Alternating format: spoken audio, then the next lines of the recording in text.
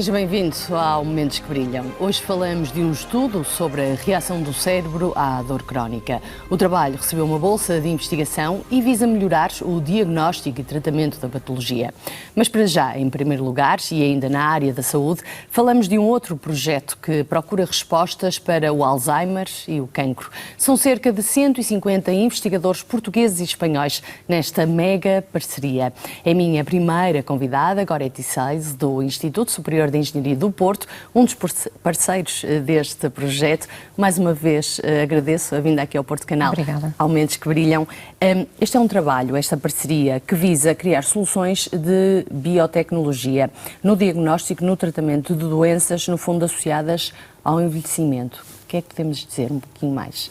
Esta rede Iberos é uma rede ibérica, na verdade, que está dedicada essencialmente às doenças do envelhecimento. É constituída por 4 entidades portuguesas, 4 espanholas, estamos equilibrados, mas os espanhóis mandam em nós, porque o coordenador está na Universidade de Vigo. É o Pio Gonzalez, que é um excelente investigador e coordenou toda esta dinâmica.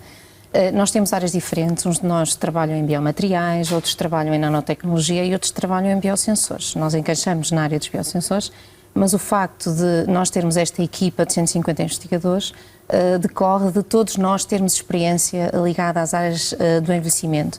Dentro das áreas do envelhecimento, claro que aquelas que nos são mais queridas, entre aspas, porque de queridas tem muito pouco, mas a verdade é que são aquelas mais apelativas, são o cancro e o Alzheimer, as doenças neurodegenerativas, mas tem também algumas pessoas que estão ligadas à parte das doenças cardiovasculares e às doenças locomotoras.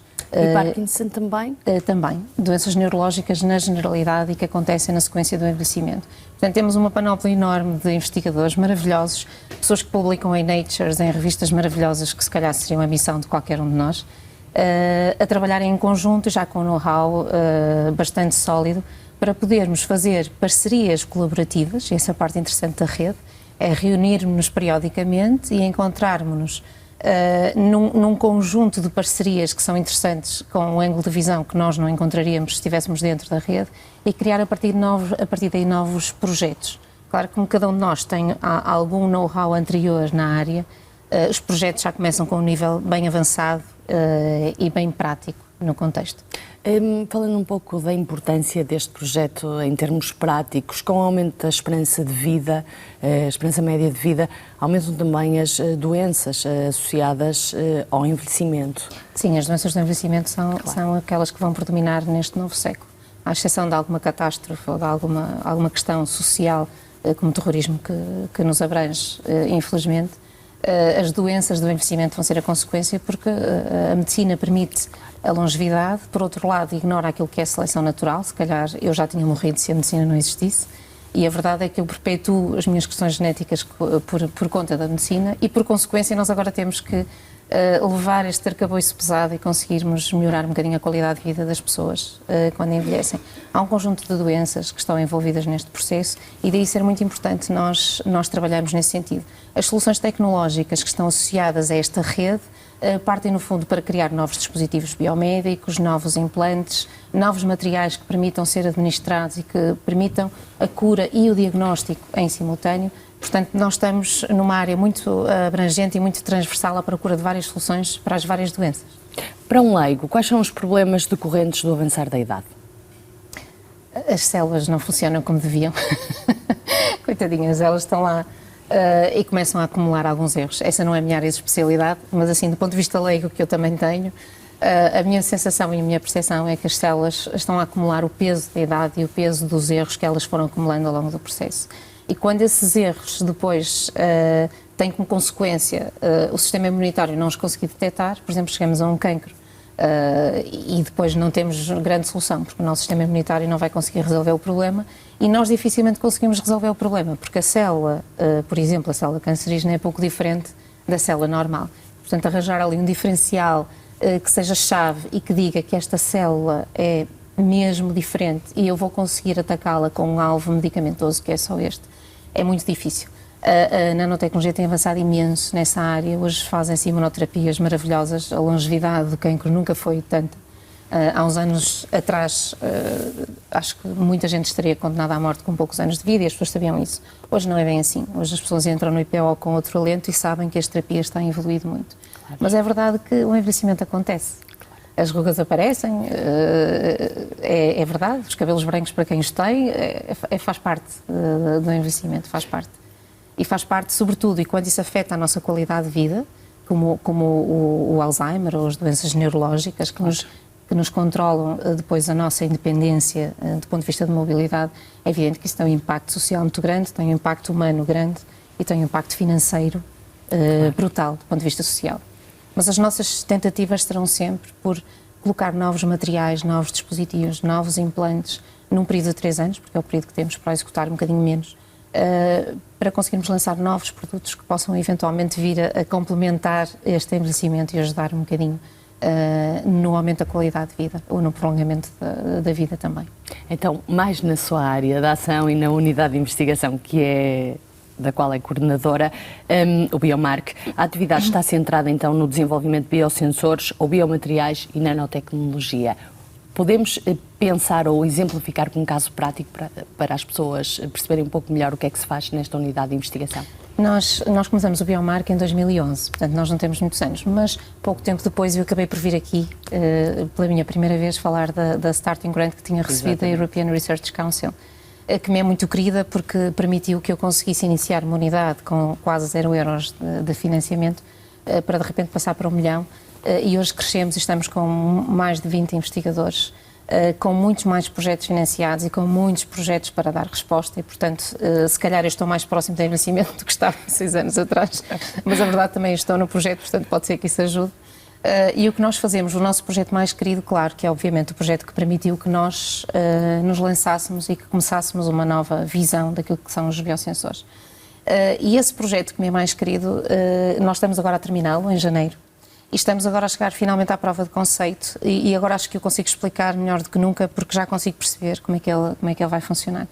E então é algo que é muito simples. Para quem está habituado a trabalhar, a viver ao lado de pessoas que têm diabetes, as pessoas que têm diabetes utilizam umas tiras, picam-se, colocam uma gotinha de sangue, o sangue drena pela tira e depois colocam aquilo dentro de uma caixinha.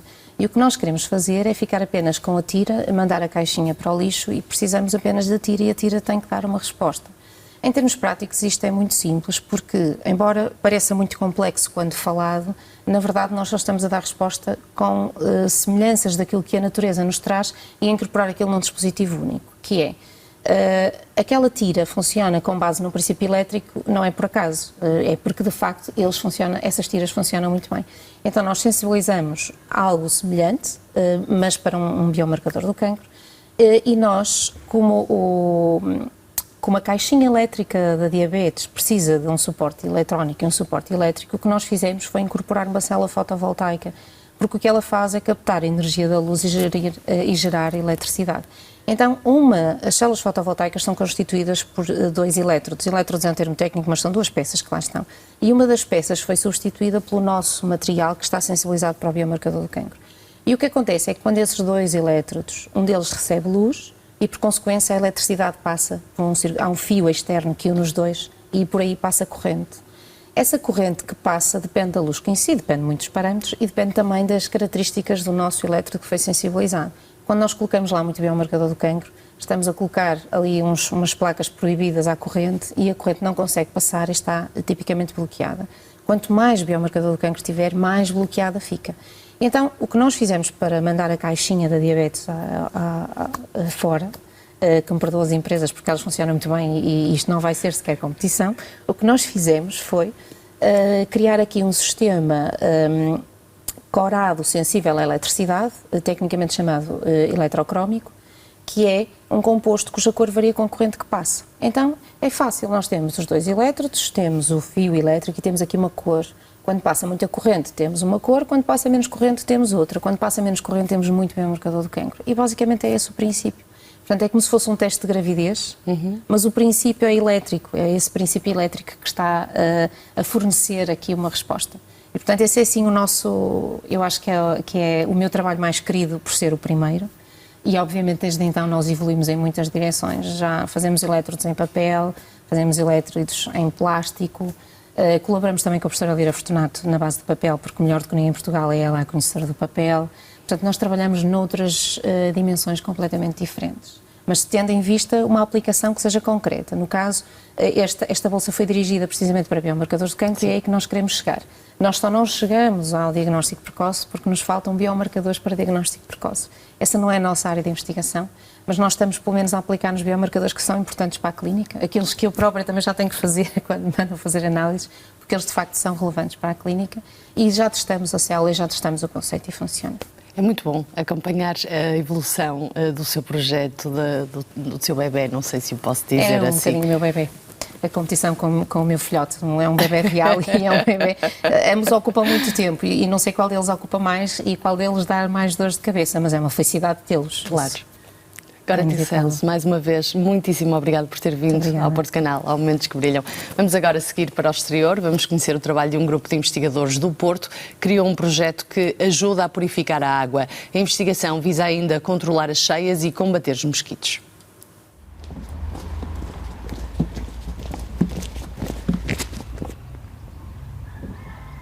A primeira fase ocorre sempre no terreno, nas chamadas massas de água, vulgarmente conhecidas por lagos ou charcos.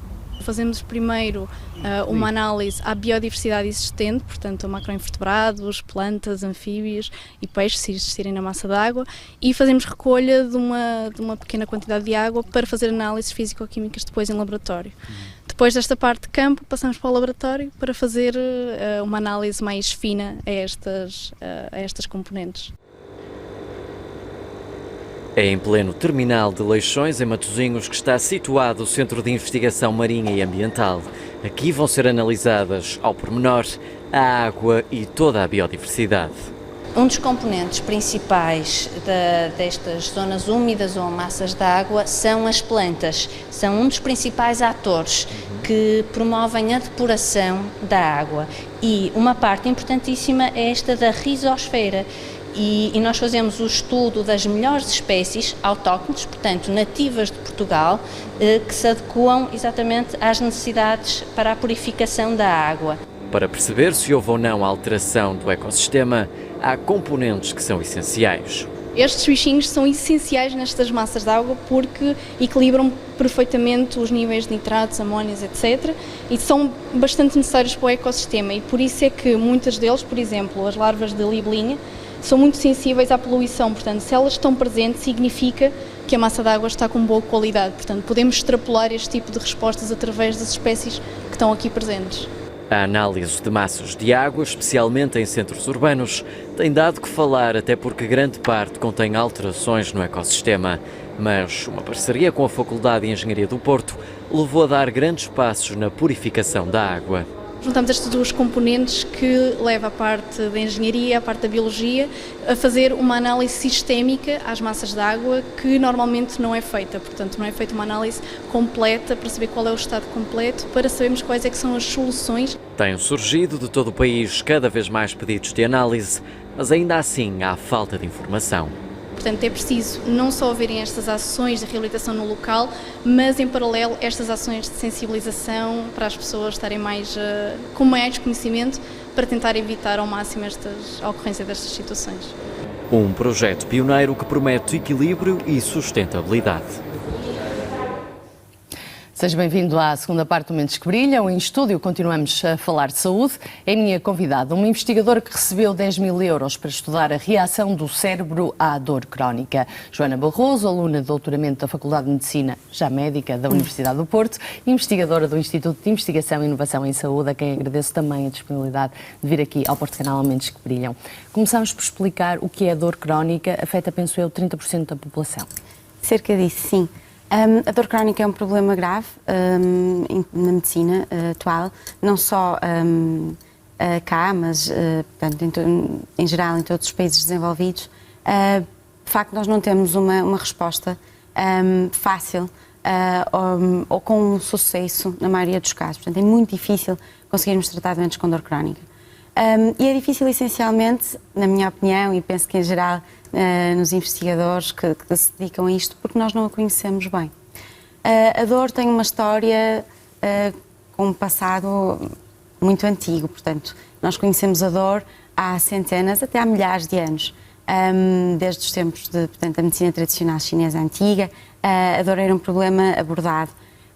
E nós temos vindo a investigar muito e nos últimos anos tem havido, de facto, muitos avanços acerca daquilo que é a neurobiologia da dor. Porque é que a dor acontece, porque é que temos dor, o que é que podemos fazer.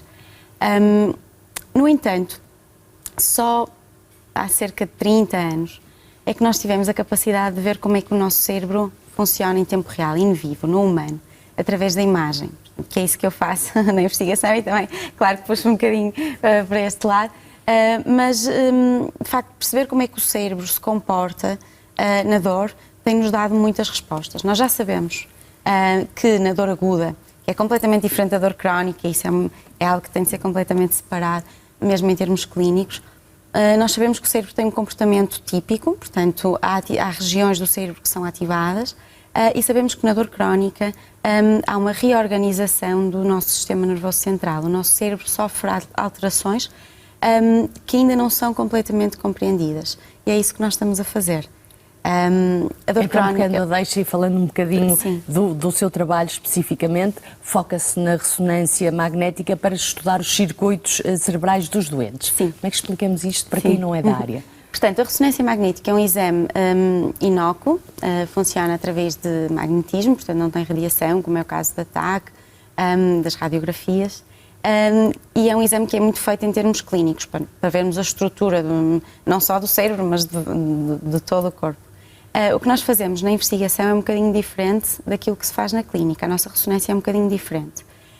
Nós, para vermos o cérebro a funcionar, recorremos àquilo que é a ressonância magnética funcional, com base na vascularização, portanto, na perfusão, portanto, na forma como o sangue vai para diferentes regiões do cérebro, nós vemos como é que elas são ativadas. E depois, através de uma análise que é um bocadinho complexa, conseguimos ver qual é a correlação, qual é a conectividade entre as várias regiões, consoante a sua ativação temporal.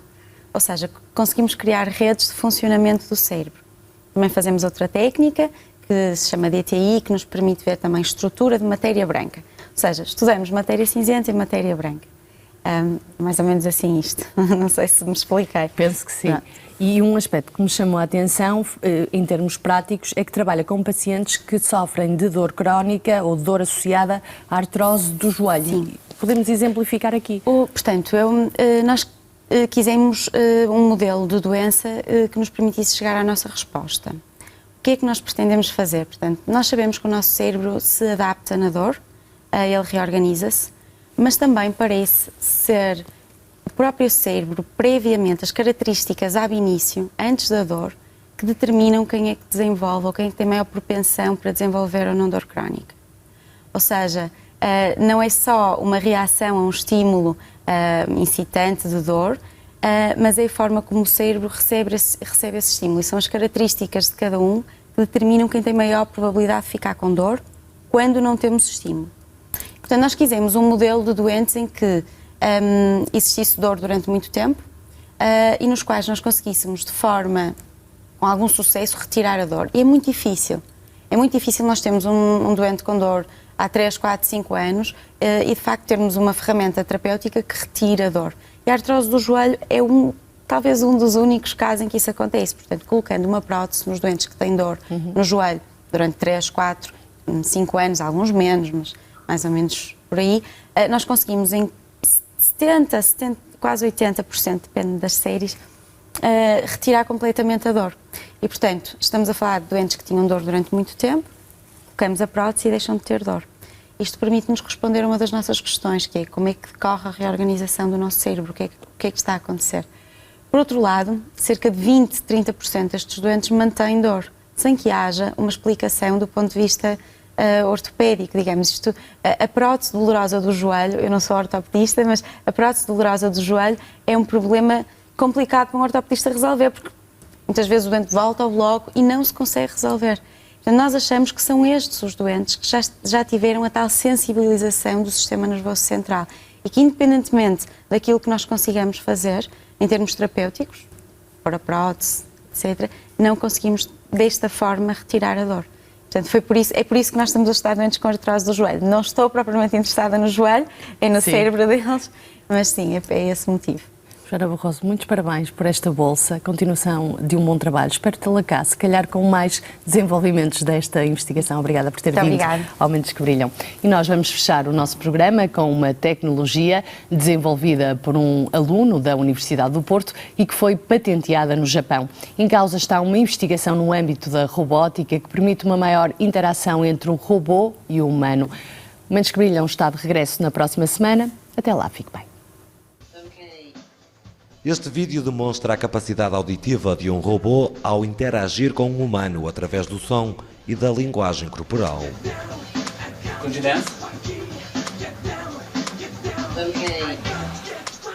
Uma tecnologia inovadora que teve mão portuguesa e que foi patenteada no Japão.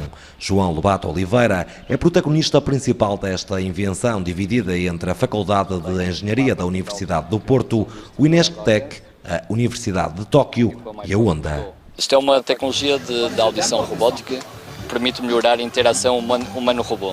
Portanto, nós, com esta patente e o trabalho que foi desenvolvido já agora entre a FEUP, INESC e a Honda Research Institute no Japão, desenvolvemos uma série de ferramentas de audição robótica que permite então melhorar essa interação humano-robô, quer através da fala, quer através da dança, quer através, portanto, da análise musical e processamento de fala.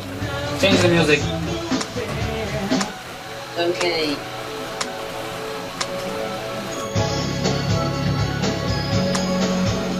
Uma interação melhorada entre humano e robô que teve início em Portugal e que terminou no Japão, como nos explica o investigador. Este processo surgiu no meu doutoramento, em que eu tinha que fazer, no fundo, um robô dançarino que interagisse com a música de forma natural e autónoma, né? E depois surgiu uma parceria com a Honda, que tinha estes tais métodos de audição robótica e robôs mais sofisticados, onde implementei o que tinha desenvolvido. Foi nomeadamente um detector de batidas e um processo de sincronização de movimentos robóticos, com o processo de reconhecimento de fala, de localização de objetos sonoros e supressão de ruído. Portanto, combinar todos esses fatores para eu conseguir ter uma interação natural e precisa com o humano. Uma tecnologia que hoje está patenteada não apenas no Japão, mas também nos Estados Unidos. O robô já faz parte do dia-a-dia dos japoneses e agora, graças a esta invenção, com dedo português, interage mais facilmente com o humano.